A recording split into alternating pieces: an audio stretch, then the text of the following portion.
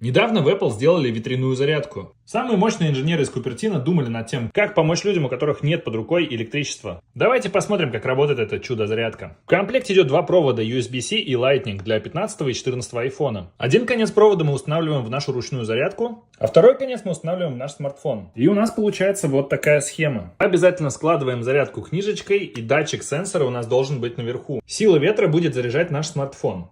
Чем больше силы ветра, тем больше будет заряда. Садимся верхом на самую буйную фантазию и закатываем губу. Заряжаем свои айфончики только с помощью электричества.